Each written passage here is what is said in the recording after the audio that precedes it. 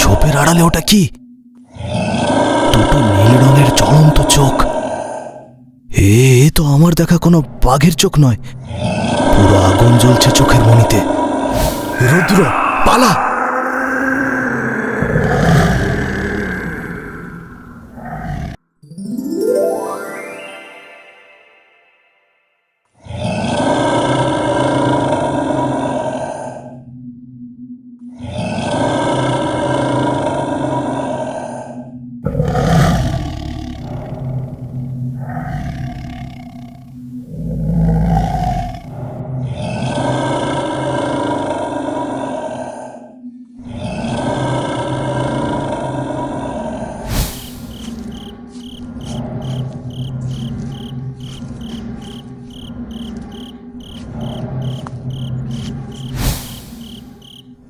এ কি আজব পায়ের ছাপ এগুলো!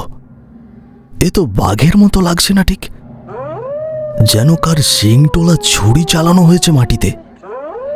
এত বড় আকারের ছাপ! আমি তো এমন কোনো পশুর কথা জানি না। হ্যাঁ, আওয়াজটা তো এপারের নয়, ওপারের গভীর জঙ্গল থেকে আসছে। কিসের ডাক ওটা? কেউ যেন রাগ করে আকাশ ফাটিয়ে দিচ্ছে। আমার বুকটা কেন এমন ধড়ফড় করছে? এখনই একবার আলো ফেলে দেখা দরকার, কিন্তু ভয়ও লাগছে বড্ড। এমনটা তো এই জীবনে কোনোদিন শুনিনি। যা থাকে কপালে, আলোটা ফেলতেই হবে। এই রে, ঝোপের আড়ালে ওটা কি? দুটো নীল রঙের জ্বলন্ত চোখ। এ তো আমার দেখা কোনো বাঘের চোখ নয়, পুরো আগুন জ্বলছে চোখের মণিতে। এ কি তবে সেই লোককথা, বনরক্ষার আত্মা? না না, এখনই ভাগতে হবে এখান থেকে। এই জায়গাটা আর নিরাপদ নেই। এই চোখে কোনো জানোয়ারের লোভ নেই, আছে শুধু রাগ আর শাসন। এটা মানুষ নয়, জানোয়ারও নয়, কিছু অলৌকিক। আমার বোধ বুদ্ধি কাজ করছে না। কাল সকালেই কালু কাকার কাছে যেতে হবে।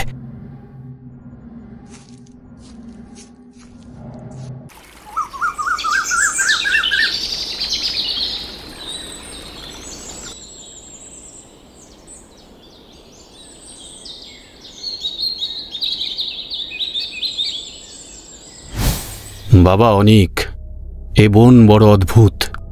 তুমি খালি বাইরেটা দেখছো, ভেতরের নিয়ম জানো না। এইখানে মানুষের লোভ চলে না, এ বনের নিজস্ব দেবতা আছে। আর তুমি যা দেখছো সব সত্যি নয়, বাঘের পেছনের ছায়া আছে। এই সুন্দরবনের হৃৎপিণ্ড একটা নীলমণি দিয়ে বাঁধা, বুঝলা? ওটা যেই দিন নড়বে সেই দিন প্রকৃতির শাসন শুরু হবে। আমি বহু বছর এই বনের পথে হাঁটি, কিন্তু এমন নীল আগুন কোনোদিন দেখিনি। এটা খারাপ ইঙ্গিত। দেবতা? কিসের দেবতা কাকা? আমি তো শুধু বাঘ আর হরিণ দেখলাম। এই নীল আলো, ওটা কি মণিটার সাথে যুক্ত? আমাকে একটু খুলে বলুন। সেই মণিটা মাটির তলে এক পুরনো বটগাছের নিচে লুকোনো আছে। ওটা 1000 বছর ধইরা বনের ভারসাম্য ধরে রেখেছে। যেই দিন ওটা মাটি থেকে সরবে সেই দিন বন রক্ষার আত্মা জেগে উঠবে। ওর কাজই হলো বন আর পশুকে বাঁচানো আর মানুষের লোভকে শেষ কইরা দেওয়া। ওর চোখ থেকে নীল আগুন বাইর হয়। ওটা দেখলে বুঝবা ওটা বাঘও না, প্রেতও না, ও বনের শাসন। তুমি ভুলে এ বনের গভীরে যেও না বাবা, বিপদ ঘনিয়ে আসছে। রুদ্র আর তার দল এদিকেই ঘোরতাছে। ওরা ওই মণিটার কথা কোনোভাবে জানতে পারছে। রুদ্র? চোরা শিকারী রুদ্র? সে তো বিরল পশুর পাচার করে, সেই মণি নিয়ে কি করবে? আরে ধুর, এই বুড়ো কালু কাকার ভূতের গল্প শোনো না? নীলমণি আর বন রক্ষা সব ফাঁকি। বনের বাঘ শিকার কইরা পাচার করব, এইটাই তো আমার ধান্দা। এখন মণিটা পেলে তো আর দামি মাল হাতে আসবে। কিন্তু বস, মণিটা ছড়ালে নাকি বনের নিয়ম ভেঙে যায়, ভয় লাগে। লোক কথা তো আর এমনি এমনি হয়নি। আর ওই সাদা বাঘটার কথা শুনলে গা ছমছম করে। ভয়? এই দেখ, এই আধুনিক অস্ত্রের সামনে কোন নাকটা টিকবে? চল, সব তৈরি কর, মণিটা আমাদের চাই চাই। আর যেই বাঘ আসুক গুলি করে শেষ করে দেব। আমাদের কাজে কেউ বাধা দিতে পারবে না। আমরা এই অঞ্চলের রাজা হব, রাজা।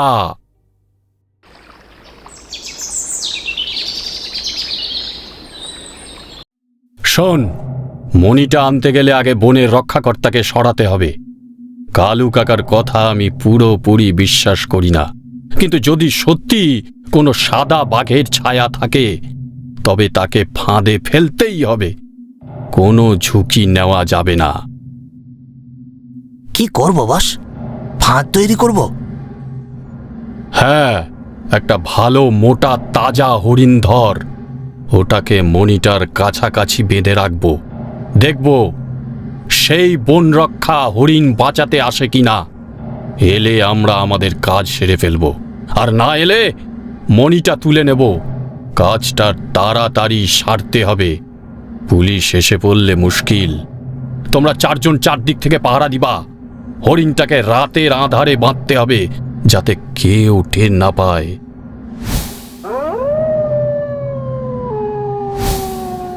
বস, হরিণটা খুব ছটফট করছে, মনে হচ্ছে বিপদ টের পেয়েছে। আর এর গায়ের গন্ধও পাচ্ছি বাঘের মতো। চুপ কর, শিকারীর আগে থেকেই বিপদ বোঝে। রশিটা শক্ত করে বাঁধ, ওইখানেই তো মণিটা থাকার কথা। বুড়ো কালু কাকা বলছিল মনের মাঝখান পুরনো একটা বটগাছের নিচে।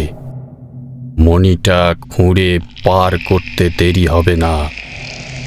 বস, এই জায়গাটা কেমন ঠান্ডা লাগছে, গাছের পাতাগুলোও নড়ছে না। কেমন একটা গন্ধ, যেন রক্তের মতন, নাকি আরো কিসের যেন গন্ধ। আমার শরীরটা খারাপ লাগছে। মনির ভুল, তাড়াতাড়ি কাজ কর, তাড়াতাড়ি। আমি মণিটা খুঁড়তে শুরু করেছি, আর ভয় পাবি না।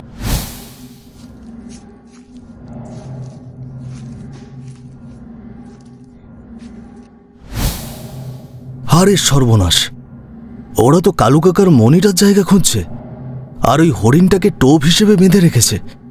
ওহ, রুদ্রটা বড্ড লোভী আর নিষ্ঠুর। ওকে থামাতে হবে। এই হরিণটা তো অকারণে মরবে।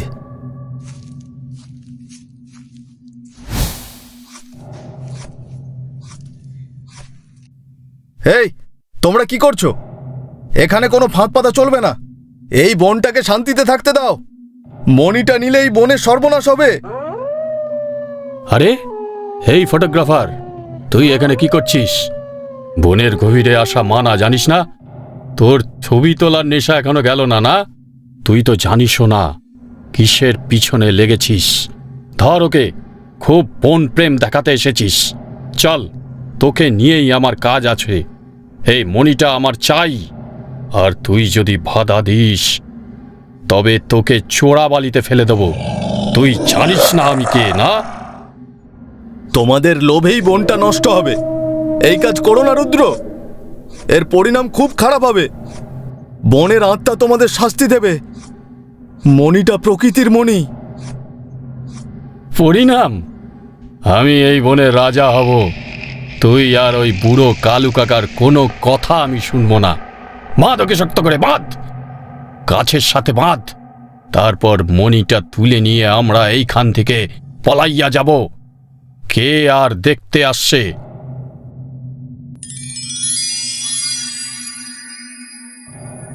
পেয়েছি, পেয়েছি, হা হা হা হা। এই নে, এই সেই নীলমণি। কিরে, বুড়ো কাকা কোথায় গেল তোর? বন রক্ষা? হঠাৎ আকাশ কালো হয়ে যায়, তীব্র বাতাস বইতে থাকে, মাটি কাঁপতে শুরু করে। বস, এটা কি হচ্ছে? আকাশ কালো হয়ে গেল কেন? মাটি কাঁপছে, এ তো প্রলয়ের মতো লাগছে। আরে থাম, এইসব মনের ভুল। এত সহজে আমি ভয় পাই না। চুপ করে দাঁড়া, এ তো শুধু বাতাসের কাজ। তোরা ভয় পেয়ে গেছিস না?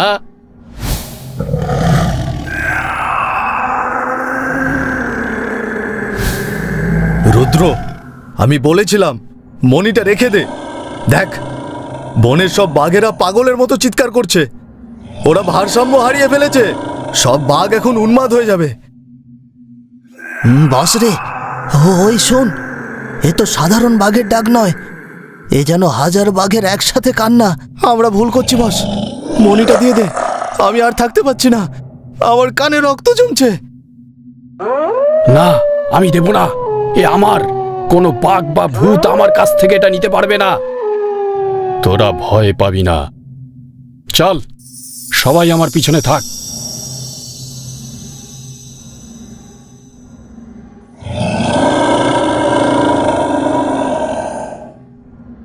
ওই ওই দেখ, বাতাসের মধ্যে কি একটা বেরোচ্ছে, একটা সাদা আলো। আরে বাবা, ওটা তো বাঘ, সাদা রঙের বাঘ, আর তার চোখ থেকে নীল আগুন বেরিয়ে আসছে।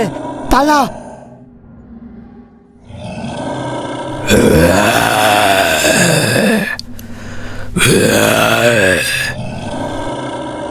রুদ্র, পালা!